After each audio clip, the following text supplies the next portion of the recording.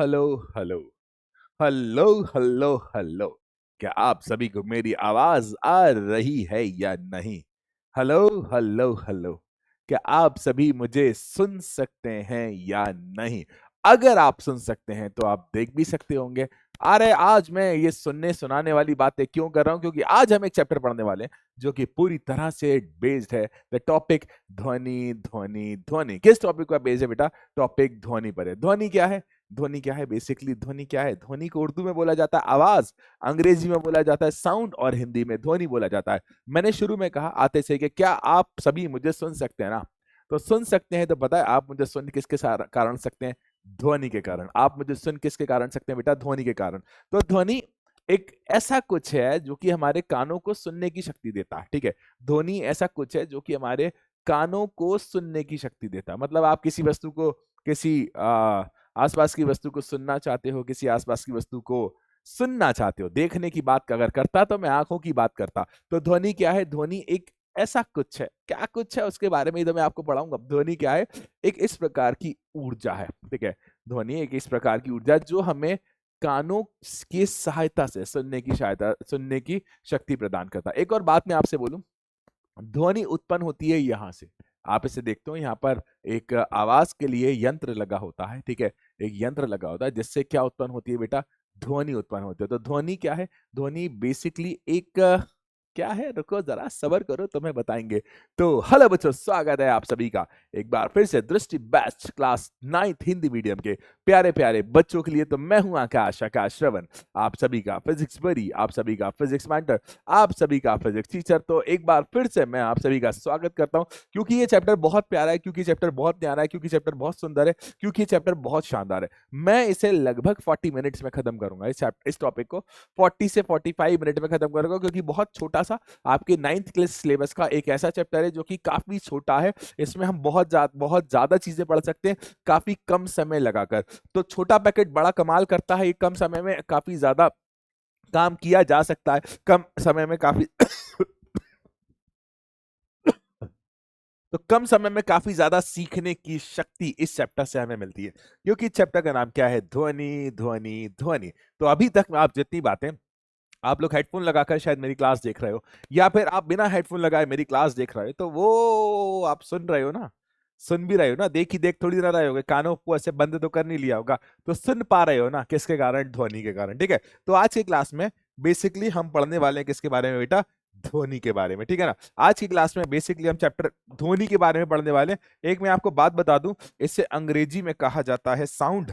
ठीक है, अगर आप इंग्लिश मीडियम के लिए पढ़ रहे होते ना बेटा, तो अंग्रेजी में से क्या कहते हैं बेटा? साउंड कहते हैं। ठीक है ना? अंग्रेजी में से क्या कहते हैं बेटा? साउंड कहते हैं। साउंड साउंड साउंड जिस जो हम सुन सकते हैं। तो साउंड को हम देख नहीं सकते भैया, साउंड को हम क्या कर सकते हैं? सुन सकते हैं। साउंड को हम देख नहीं सकते, साउंड को हम क्या कर सकते हैं? सुन सकते हैं। साउंड को हम देख नहीं सकते, साउंड को हम क्या कर सकते हैं? सुन सकते हैं। भाइयों और बहनों, याद रखना, साउंड हमारे कानों को सुनने की शक्ति प्रदान करता है। आज हम कौन कौन से टॉपिक पढ़ने वाले हैं? पहले तो हम वेव मोशन पढ़ेंगे, उसके बाद तरंगों के प्रकार, ध्वनि का परावर्तन और अनुरणन के और सोनार के बारे में। ठीक है, अब देखो बेटा, गति की बात करें। यदि कोई वस्तु सीधे मार्ग पर चलता है, यदि कोई वस्तु सीधे मार्ग पर चलता है तो उसकी गति को रेखीय गति बोला जाता है, motion in a straight line बोला जाता है। उदाहरण के लिए, यदि आप कोई गाड़ी चला रहे हो और गाड़ी बिल्कुल सीधी सीधी जा रही है, तो उसकी गति क्या कहलाएगी? रेखीय गति कहलाएगी। अब देखो, अगर कोई वस्तु गोल गोल घूमती है, जैसे ये पंखे की ब्लेड है, अगर कोई वस्तु गोल गोल घूमती है तो उसकी गति घूर्णी गति कहलाएगी, है ना? क्या कहलाएगी? घूर्णी गति कहलाएगी। ठीक है, याद रखना, रेखीय गति को अंग्रेजी में motion in a straight line भी कहा जाता है। घूर्णी गति मतलब गोल गोल घूमने वाली गति, घूर्णी गति मतलब गोल गोल घूमने वाली गति, और कंपन गति का मतलब वाइब्रेटरी मोशन।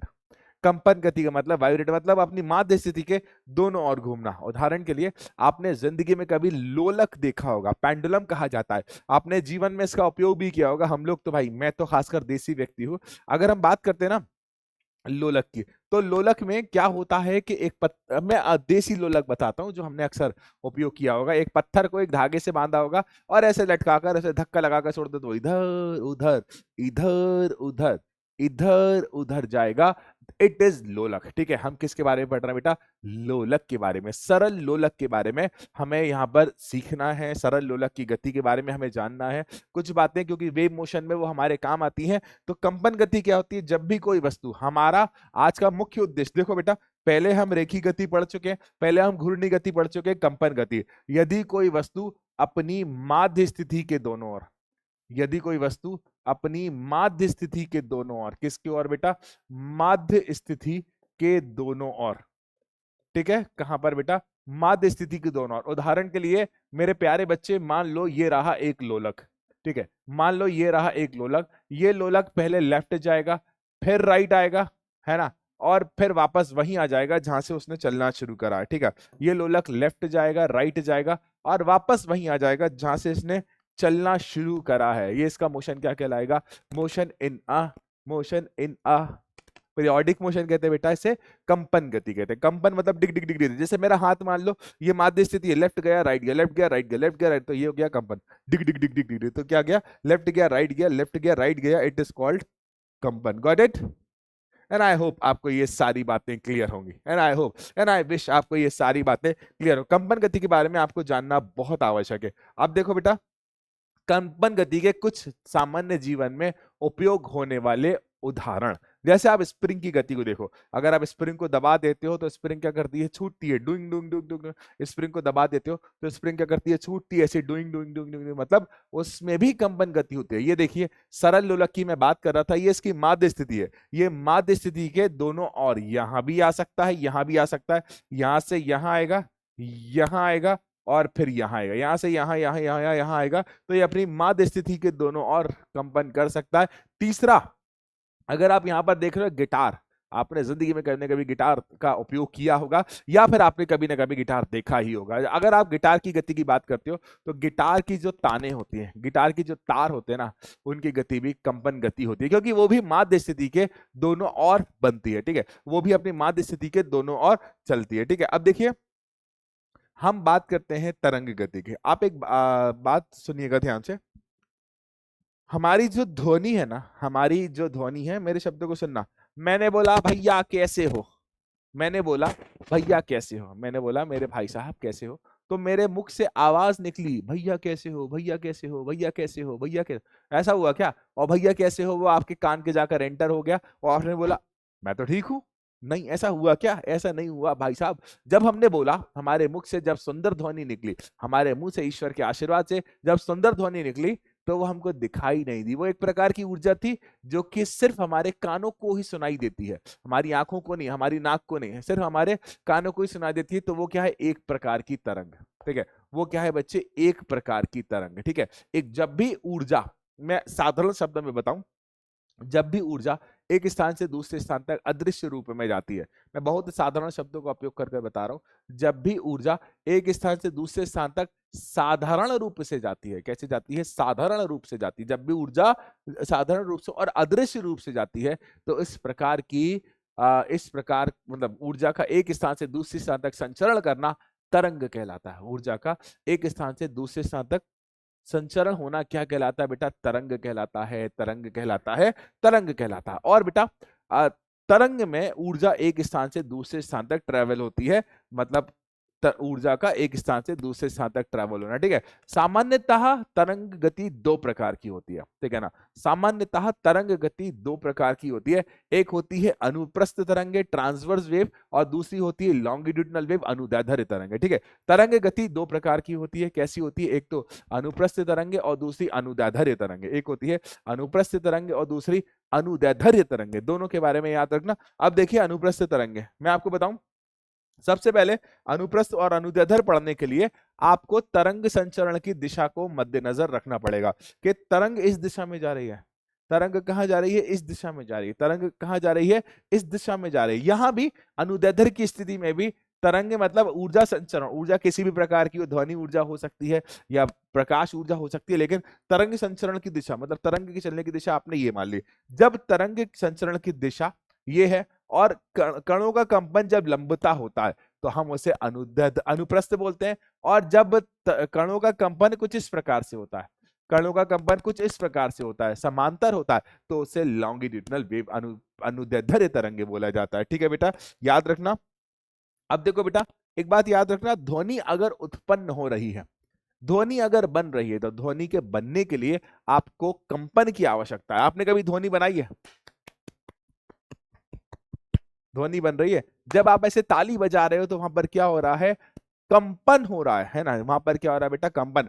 जहां जहां कंपन होगा वहां वहां ध्वनि का उत्पादन होगा, जहां जहां कंपन होगा वहां वहां ध्वनि का उत्पादन होगा। तो याद रखना, ध्वनि के बनने के लिए, ध्वनि के बनने के लिए ध्वनि कब बनती है बेटा? जब उसे क्या मिलता है? जब मिलता है कंपन।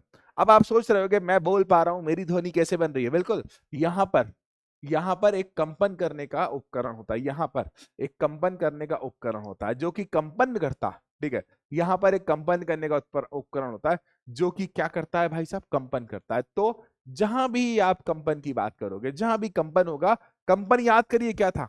माध्य स्थिति के दोनों ओर, और बहुत तेज अमाउंट में वाइब्रेशन होगा। ऐसा नहीं कि एक बार होके खत्म हो गया ध्वनि बन गई, नहीं, बहुत तेज अमाउंट में वाइब्रेशन होगा, तब जाकर बनेगी ध्वनि। तब जाकर क्या बनेगी बेटा? ध्वनि। तो ध्वनि में कुछ और बातें सुनना।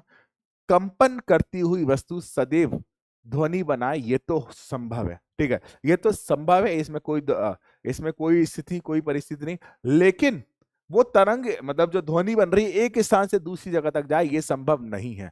क्यों?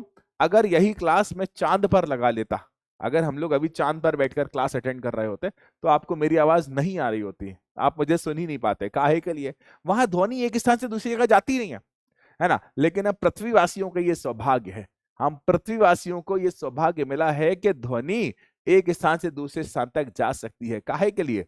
चंद्रमा पर किसी भी प्रकार का कोई भी माध्यम नहीं है।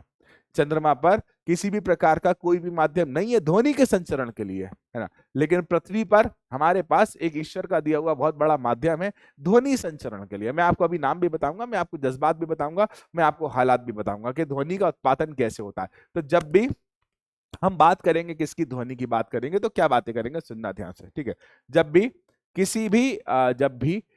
किसी भी ध्वनि के स्रोत से ध्वनि निकलती है, तो हमारे कानों तक पहुंचती है, तो ध्वनि के स्रोत से लेकर हमारे कानों के बीच में कुछ माध्यम का होना बहुत आवश्यक है। कुछ माध्यम का होना बहुत आवश्यक है। कुछ माध्यम का होना बहुत आवश्यक है। ठीक है बेटा, कुछ माध्यम का होना बहुत आवश्यक है। उदाहरण के लिए, चंद्रमा पर कोई माध्यम नहीं है, मतलब वहां तो हवा भी नहीं है, मतलब वहां तो वायु भी नहीं है, और जब वहां पर वायु भी नहीं है, तो वहां ना जाए ध्वनि, वहां से ना निकले ध्वनि। तो ध्वनि जब एक स्थान से दूसरे स्थान तक ट्रेवल करती है, तो वायु एक माध्यम की तरह काम करता है। हम सारे के सारे पानी के अंदर, समुद्र के अंदर बैठकर क्लास लगा रहे होते ना, तब भी आपको मेरी आवाज आती है, तब भी आप मुझे सुन पाते, तब भी आप बढ़िया तरीके से, हाँ मतलब थोड़ी सी माध्यम ज्यादा सघन हो जाता तो इतनी स्पष्टता से नहीं आ पाती, लेकिन आप सुन पाते मेरे आवाज को, कुछ हद तक सुन पाते।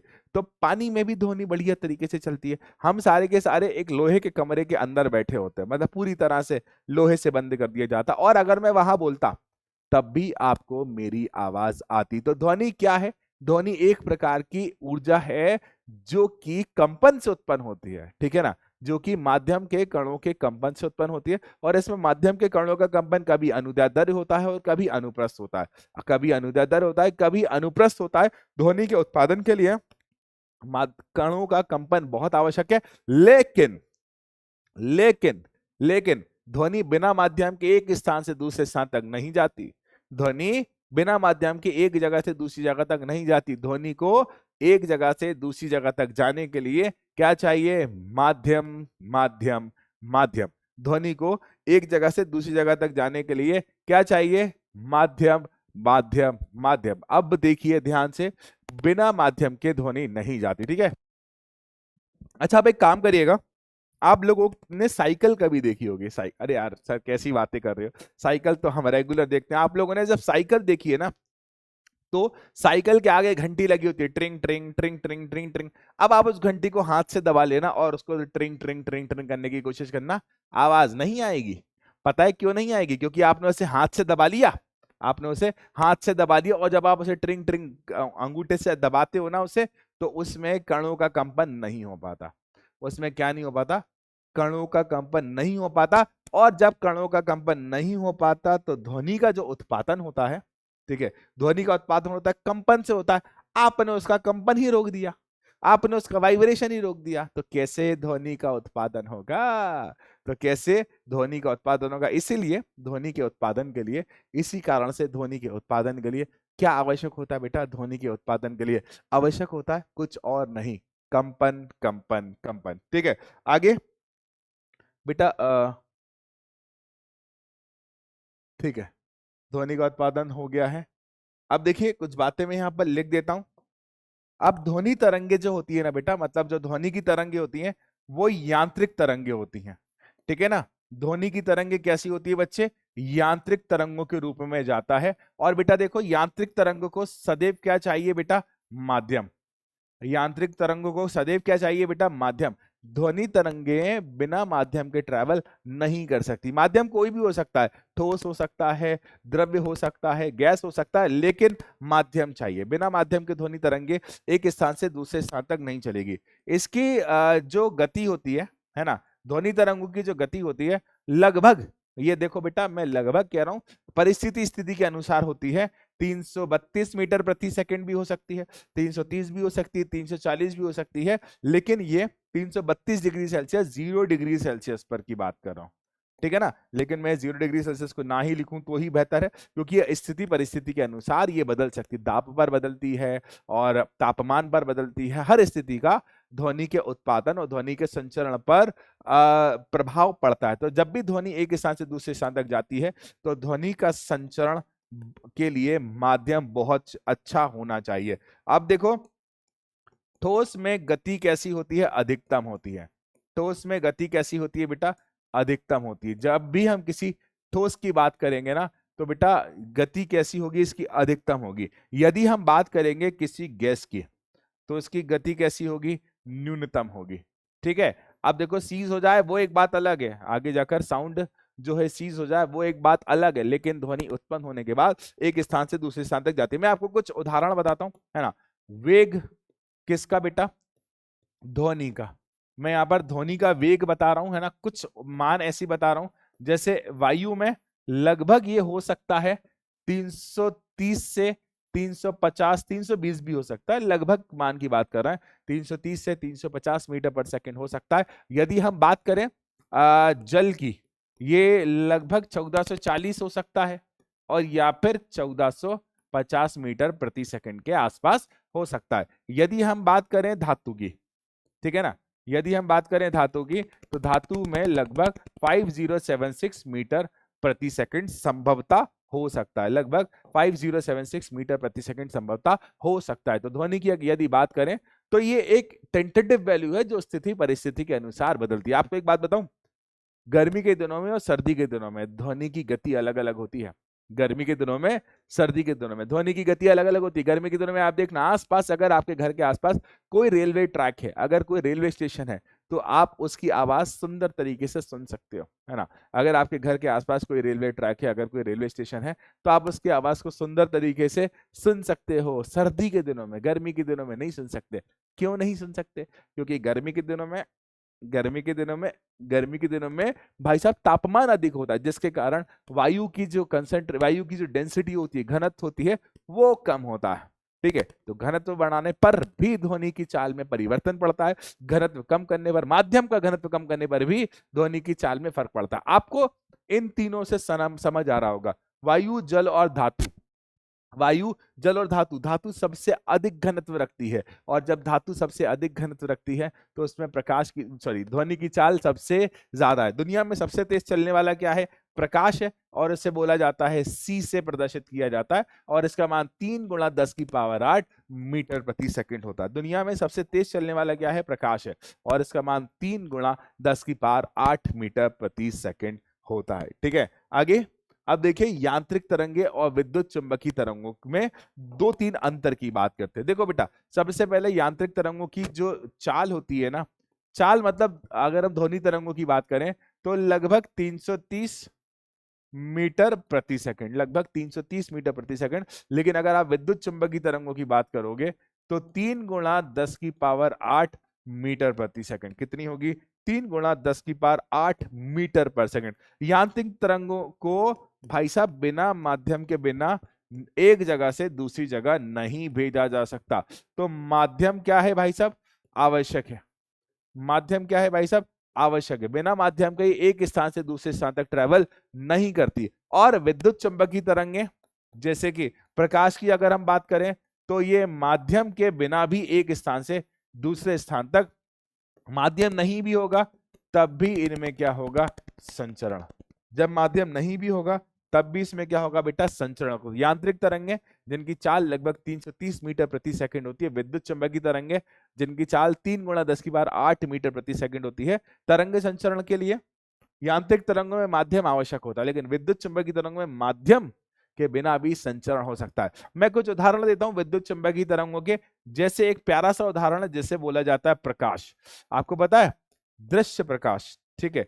दृश्य प्रकाश, विजिबल लाइट जो है ना, वो एक प्रकार की विद्युत चुंबकीय तरंग है। और यदि हम बात करते हैं यांत्रिक तरंगों का, एक बहुत प्यारा उदाहरण ध्वनि तरंगे, ठीक है ना? यांत्रिक तरंगों का एक बहुत प्यारा उदाहरण बेटा ध्वनि तरंगे। यांत्रिक तरंगे बिना माध्यम के ट्रेवल नहीं करती है। यांत्रिक तरंगे बिना माध्यम के ट्रेवल नहीं करती हैं, याद रखना। लेकिन ध्वनि तरंगे बिना माध्यम के ट्रेवल कर सकती हैं, कर सकती हैं।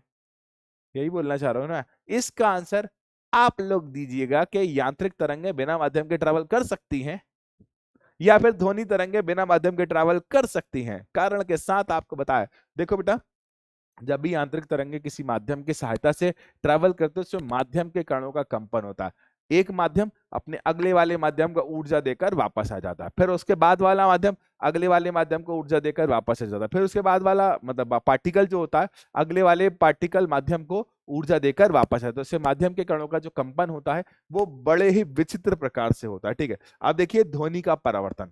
आप लोग जिंदगी में कभी ना कभी किसी पहाड़ी क्षेत्र पर गए होंगे, ठीक है? अगर आप जीवन में कभी किसी पहाड़ी क्षेत्र पर जाओ तो पहाड़ पर चढ़कर चिल्लाना आकाश आकाश आकाश आकाश आकाश, आपको ऐसी आवाज सुनाई देगी बार बार, ठीक है? जैसे आप चलोगे physics physics physics physics physics, ये क्या है? ध्वनि का, बताऊंगा, रुको। ध्वनि का क्या है? अब देखो बेटा, ध्वनि तरंग है। जब आप लोगों ने कभी जीवन में एक ऐसा एक्सपेरिमेंट किया होगा, किसी दीवार की तरफ नहीं किया तो करके देखना, किसी दीवार के बिल्कुल पास, मैं अभी फील कर पा रहा हूं, आप अपना हाथ भी रखोगे ना यहाँ पर और बहुत तेज बोलोगे, मैं अभी नाक पर अपना हाथ रखा हूं और बहुत तेज बोल रहा हूं, तो बेटा मुझे मेरी आवाज ज्यादा तेज सुनाई दे रही है। मुझे मेरी आवाज ज्यादा तेज सुनाई दे रही है। पता है ऐसा क्यों हो रहा है? मेरी जो आवाज है ना, इससे हाथ से टकराकर वापस मेरे कानों की तरफ आ रही। तो जब भी ध्वनि किसी भी सतह से टकराती है तो टकराकर वापस आ जाती है। मैं फिर से कह रहा हूं, ध्वनि जब भी किसी सतह से टकराती है तो टकराकर वापस आ जाती है। इसे बोला जाता है ध्वनि का परावर्तन। एक बहुत इंपॉर्टेंट कॉन्सेप्ट है ना? बहुत आवश्यक कॉन्सेप्ट है, ठीक है? ये बहुत इंपॉर्टेंट कॉन्सेप्ट है, बहुत आवश्यक कॉन्सेप्ट है, जिसको हम कई जगह यूज करते हैं। आपने बादलों के गरजने की आवाज सुनी होगी, पता है इतनी खतरनाक आवाज थोड़ी ना होती वो, एक छोटी सी आवाज होती है वो, लेकिन वो आवाज कितनी खतरनाक हो जाती है, पता है? क्योंकि मल्टीपल परावर्तन होता है, बार बार परावर्तन होता है, जिसके कारण बड़ी खतरनाक सी आवाज हो जाती है। परावर्तन के सारे नियम यहाँ पर लगते हैं। आपतन कोण का मान परावर्तन कोण के मान बराबर होता है। आप ध्वनि किरण, परावर्तित ध्वनि किरण आपतन बिंदु पर खींचा गया अभिलंब एक ही तल पर होता है। जैसे भाई साहब मान लो ये सतह है, ठीक है? ध्वनि तरंग आती है तो इसे क्या बोलते हैं?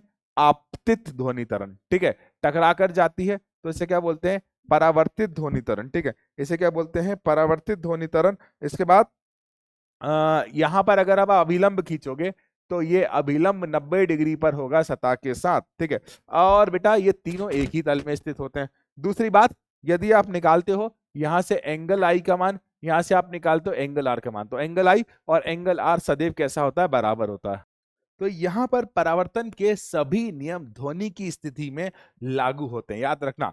परावर्तन के सभी नियम ध्वनि की स्थिति में लागू होते हैं। तो ध्वनि के परावर्तन से संबंधित मैं उम्मीद करता हूं सारी बातें आपको बहुत अच्छी तरह से समझ आई होंगी। अब देखो बेटा, ध्वनि के परावर्तन के कई जगह उपयोग किए जाते हैं। आप लोगों ने कभी शहनाई की आवाज सुनी होगी, पे पे पे पे पे पे पे पे पे पे। मेगाफोन या लाउड स्पीकर, हॉर्न या तुरई, तुरई जो अक्सर लगी जाती है, ये सभी इस तरह से बनाए जाते हैं कि वो ध्वनि को सभी दिशाओं में फैला दे। ठीक है, ध्वनि को सभी दिशाओं में फैला दे और फैलाने के बाद उसे एक दिशा में पहुंचा। आप देखना जो हमारी पुंगी होती है, पुंगी क्या कहते हैं इसे, शहनाई। शहनाई जो होती है ना उसको ऐसे, अरे अरे अरे, शहनाई जो होती है ना उसको आगे से ऐसा बनाया जाता है, क्योंकि देखो साउंड प्रोड्यूस हो रहा है, साउंड टकरा टकरा कर एक दिशा में परावर्तित होकर जाए। ठीक है, आप देखना जो तुरई होती है, तुरई जो होती है, तुरई भी इसी प्रकार की होती है। ठीक है, उसके बाद इन सभी में शंक्वाकार भाग ध्वनि तरंगों को बार बार परावर्तित करके, ये बार बार, ये द्र पता नहीं कहां से आ गया, ठीक है, बार बार परावर्तित करके श्रोताओं की ओर भेजता है। और देखो बेटा, इसके कारण एक तो आपको आवाज भी ज्यादा लगती है, बार बार ध्वनि तरंगें परावर्तित होती है तो ध्वनि तरंगें जुड़ जाती हैं, इसके कारण आपको ऐसा एहसास होता है कि ध्वनि तरंगों की आवाज, मतलब ध्वनि तरंगों की प्रबलता काफी ज्यादा बढ़ गई है। ठीक है, अब देखिए प्रतिध्वनि। प्रतिध्वनि का मतलब क्या हुआ बेटा, पुनः सुनना, पुनः सुनना। ठीक है, जैसे मैंने आपको बताया था कि अगर आप किसी पहाड़ पर खड़े हुए हो, ठीक है, और चिल्लाते हो फिजिक्स फिजिक्स फिजिक्स, तो ध्वनि दो तीन बार टकरा टकरा कर आप तक आएगी। ध्वनि दो तीन बार टकरा टकरा कर क्या होगी, आप तक आएगी, तो यहां पर बनेगी प्रतिध्वनि। ठीक है, आपने जो बोला, ठीक है, आपने जो बोला वो है मूल ध्वनि। ठीक है, आपने जो बोला वो है मूल ध्वनि, और जो टकराकर आती है वो कहलाती है प्रतिध्वनि। ठीक है, तो ध्वनि तरंगों के परावर्तन के कारण ध्वनि के दोहराव को प्रतिध्वनि कहते हैं। एक बात याद रखना, हमारा जो कान होता है ना उसके सुनने की एक सीमा होती है। दो अलग अलग ध्वनि को वो तभी सुन सकता है जब कम से कम 0.1 सेकंड का अंतराल हो। कितना अंतराल हो, लगभग 0.1 सेकंड का अंतराल हो। जैसे ध्वनि, ध्वनि जब पैदा होती है ना, ध्वनि जब बनती है तो जैसे किसी कठोर सतह से टकराती है, जैसे ईंट की दीवार, पहाड़ आदि से परावर्तित होती है। मुलायम सतह ध्वनि को अवशोषित कर लेते हैं। अगर हम किसी नर्म सतह की बात करते हैं, अगर हम किसी मुलायम सतह की बात करते हैं, तो मुलायम सतह क्या कर लेते हैं, ध्वनि को अपने मुलायम सतह क्या कर लेती है, ध्वनि को अवशोषित कर लेती है, या क्या कर लेती है बेटा, एब्जॉर्ब कर लेती है। ठीक है, तो साउंड जब किसी भी रिजिड सरफेस से, किसी कठोर सतह से टकराता है, ईंट की दीवार, पहाड़ आदि से टकराता है, तो टकराने के बाद टकराने के बाद टकराने के बाद वो क्या हो जाता है, परावर्तित हो जाता है। लेकिन अगर किसी मुलायम सतह से टकराएगा तो ध्वनि क्या हो जाएगी, अवशोषित हो जाएगी। ठीक है, जैसे आप लोग अक्सर किसी मूवी थिएटर में जाते होंगे तो आप देखना मूवी थिएटर में जो सीट्स लगाई जाती हैं वो मोटी मोटी लगाई जाती हैं, मुलायम लगाई जाती हैं, ताकि वो एक्स्ट्रा जो साउंड बन रहा है उस एक्स्ट्रा साउंड को एब्जॉर्ब कर ले। जो एक्स्ट्रा साउंड बन रहा है उस एक्स्ट्रा साउंड को क्या कर ले, एब्जॉर्ब कर ले, है ना। तो देखना उसकी दीवारें भी कुशंस की बनाई जाती हैं। अब देखो, इसके लिए एक शर्त और ये भी है बेटा कि जैसे ये श्रोता है, यहां से साउंड बन रहा है, और ये हमारा ऑब्स्टिकल है जहां से ध्वनि टकराकर आएगी, और ये ध्वनि जाएगी और टकराकर वापस आएगी, तो लगभग 17 मीटर की दूरी पर होना चाहिए। 17 मीटर से कम दूरी पर अगर ये रहेगा तो ध्वनि जो होगी 0.1 सेकंड से कम में आ जाएगी, तो हमें सुनाई नहीं देगा, क्योंकि हमारे सुनने की भी तो एक क्षमता है, हमारे सुनने की भी तो एक लिमिट है, हमारे सुनने की भी तो एक क्षमता है, हमारे सुनने की भी तो एक लिमिट है। तो प्रतिध्वनि, जब भी ध्वनि किसी कठोर सतह से टकराती है तो टकराकर वापस आ जाती है, जिससे हमें एक ही ध्वनि बार बार सुनाई देती है, इसे प्रतिध्वनि कहते हैं। अंग्रेजी में इसे इको कहा जाता है। इन इंग्लिश इसे क्या कहते हैं बेटा, इको कहते हैं ना। इंग्लिश में इसे क्या कहा जाता है बेटा, इको कहा जाता है। याद रखना, ये जो इको नाम का कॉन्सेप्ट है ना, ये अक्सर अक्सर अक्सर इसके न्यूमेरिकल्स, इसके क्वेश्चंस एग्जाम में आते हैं। इको के कॉन्सेप्ट और न्यूमेरिकल अक्सर एग्जाम में पूछे जाते हैं, तो बी रेडी फॉर दिस, कृपया कर इसके लिए रेडी रहना। प्रतिध्वनि के बारे में बेटा क्वेश्चन आते हैं, इसके लिए सामान्य गति वाले सूत्र लगते हैं। सामान्य गति, आप देखो, जैसे यहां से यहां तक गए, डी दूरी, वापस आया, फिर डी दूरी, तो कुल दूरी कितनी हो गई भाई साहब, डी दूरी, कुल दूरी कितनी हो गई, 2d। समय को मान लिया t और गति को मान लिया v, तो आप वही मतलब चाल का सूत्र लगा दो, तो चाल बराबर दूरी बटे समय, वही पुराने सूत्र लगते हैं, इसमें कुछ नया नहीं लगता है ना। तो चाल को मैं एस बोल दूं, दूरी को 2d बोल दूं और समय को t। तो आपको आवश्यकता के अनुसार एस, डी और टी जिसका मान निकालना हो, सिंपल सूत्रों का उपयोग कर कर, जो हमने चाल, गति, एक विमेय गति में जो लगाए ना, उनका उपयोग कर कर आप आराम से इसके सिंपल न्यूमेरिकल्स कर सकते हो। इसके आप सिंपल न्यूमेरिकल्स कर सकते हो प्रतिध्वनि से संबंधित। ठीक है, अब देखिए अनुरण, अनुरण है ना, ये जो था बेटा, इसे अंग्रेजी में इको कहा जाता है।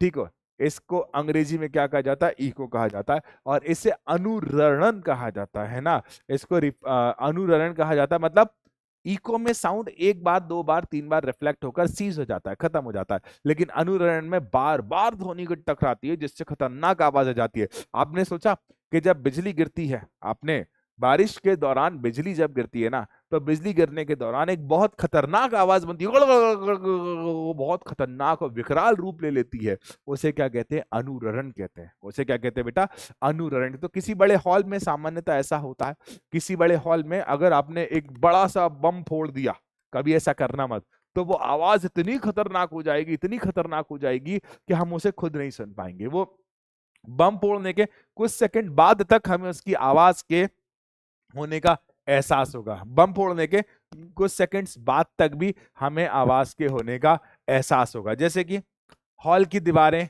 छत तथा फर्श से बार बार परिवर्तन के कारण ध्वनि का स्थायित्व, ध्वनि का बना रहना अनुरणन कहलाता है। जैसे भाई साहब आपने बम फोड़ा यहाँ पर, ठीक है, जैसे आपने बम फोड़ा तो ध्वनि छत से टकराई, फिर दीवार से टकराई, फिर फर्श से टकराई, तो ये ध्वनि यहीं घूमती रहेगी, जिससे इसका मान स्वतः ही बढ़ता जाएगा, इसका मान बढ़ता जाएगा, जिससे ये काफी खतरनाक आवाज हो जाती है, विकराल हो जाती है, विकृत हो जाती है और धुंधली सी आवाज हो जाती है। आप पहचान भी नहीं पाते किसकी आवाज है। ठीक है, अब देखिए बेटा, बड़े से सभागार में, मतलब भैया अगर आप किसी ऑडिटोरियम में जाते हो, तो ऑडिटोरियम में तो बड़े बड़े म्यूजिक इंस्ट्रूमेंट बजेंगे ही, और जब बड़े बड़े म्यूजिक इंस्ट्रूमेंट बजेंगे तो वहां पर अनुरणन होने की संभावना ज्यादा होती है। ठीक है ना, अनुरणन होने की संभावना जब ज्यादा है, तो इसके लिए हम ऐसे उपाय उपयोग करते हैं जिससे बेटा जो आवाज है, जो ध्वनि है, वो अवशोषित हो जाए। तो बेटा बेसिकली इन्हें संपीड़ित करने के लिए फाइबर बोर्ड से बने पैनल का उपयोग किया जाता है। खिड़की दरवाजों पर भारी पर्दे लगाए जाते हैं, फर्श पर कालीन बिछाए जाते हैं, और सीट ध्वनि अवशोषक गुण रखने वाले पदार्थों की बनाई जाती है। मतलब इन शॉर्ट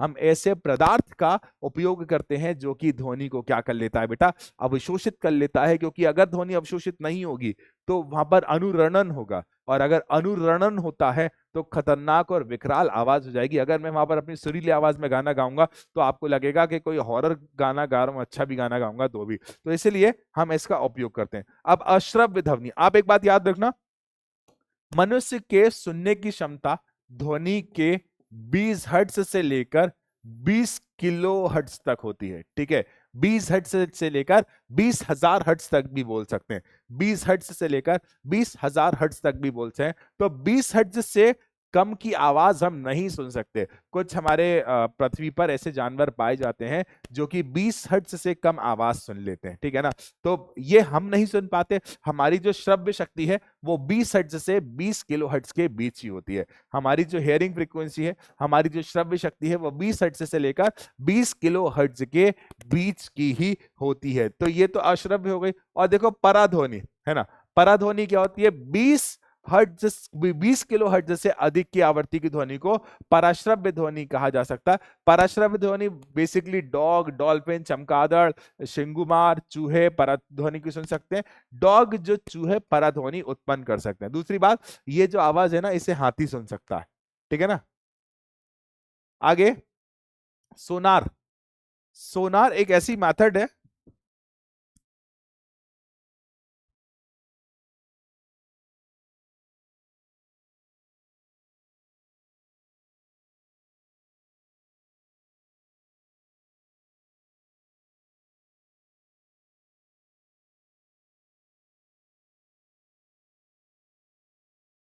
सोनार एक ऐसी मेथड है जिसमें बेसिकली हम ध्वनि को छोड़ते हैं, ध्वनि किसी सतह से टकराती है और वापस आ जाती है। इसका पूरा नाम होता है साउंड नेविगेशन एंड रेंजिंग। जैसे आप लोग मानो किसी समुद्री सतह पे तैर रहे हो, आप लोगों ने किसी समुद्री सतह पर नाव लगाई हुई है, तो समुद्री सतह पर अगर हम तैर रहे हैं समुद्री सतह पर, आपने नाव लगाई हुई है, तो पानी के अंदर किसी प्रकार का कोई ऑब्स्टिकल ना हो, पानी के अंदर किसी प्रकार का ऑब्स्टिकल ना हो, तो ऑब्स्टिकल का पता लगाने के लिए सोनार का यूज किया जाता है। जैसे पानी के नीचे कितनी गहराई पर पिंड है, किस दिशा में है, और यदि वो चल रहा है तो किस गति में चल रहा है, इसका उपयोग किया जाता है सोनार का। ठीक है ना बेटा। सोनार में एक सेंडर होता है और एक रिसीवर होता है। सेंडर जो होता है सामान्यतः जहाज की तली में लगा होता है, जो साउंड वेव को छोड़ता है, साउंड वेव टकराकर किसी माध्यम से हमारे पास वापस आती है। ठीक है। जैसे सुरक्षा के लिए कई जगहों पर एरोप्लेन्स में भी इसका उपयोग किया जाता है, सुरक्षा के लिए एरोप्लेन्स में भी इसका उपयोग किया जाता है, जहाजों में भी इसका उपयोग किया जाता है। सामान्यतः पानी में चलने वाली तरंगें पिंडों से टकराकर परावर्तित होकर संसूचक द्वारा ग्रहण कर ली जाती है और विद्युत संकेतों में बदल दी जाती है। बेटा ये सोनार का बहुत आवश्यक इंपॉर्टेंट होता है। सोनार का जो उपयोग किया जाता है ना बेटा, सामान्यतः समुद्र तल की गहराई, जल के नीचे चट्टानों, घाटियों, पनडुब्बी, हिमशल तथा डूबे हुए जहाज का पता लगाने में किया जाता है बेटा। ठीक है। आप देखिए, अच्छा इतना ही है लेक्चर में। ठीक है, ठीक है, ठीक है, ठीक है। तो मेरे प्यारे बच्चों, आज की क्लास में इतना ही था। छोटा सा लेक्चर होगा, बहुत बड़ा लेक्चर मैंने डिजाइन किया नहीं है, छोटा सा लेक्चर है, छोटा सा लेक्चर है, बिल्कुल छोटा सा लेक्चर है। तो मैं उम्मीद ही करता हूं, मैं आशा करता हूं आप सभी ने इस लेक्चर को बहुत एंजॉय किया होगा। मैं उम्मीद ही करता हूं, I hope and I wish आप सभी ने इस लेक्चर को बहुत अच्छी तरह से एंजॉय किया होगा। तो मैं आकाश श्रवण विदा लेता हूं आप सभी से दृष्टि सीरीज के इस क्लास से। तो मिलते हैं अपन बहुत जल्दी अगली क्लास में। तब तक के लिए ध्यान रखिएगा, खुश रहिएगा, मस्त रहिएगा। Bye bye, bye bye and bye bye.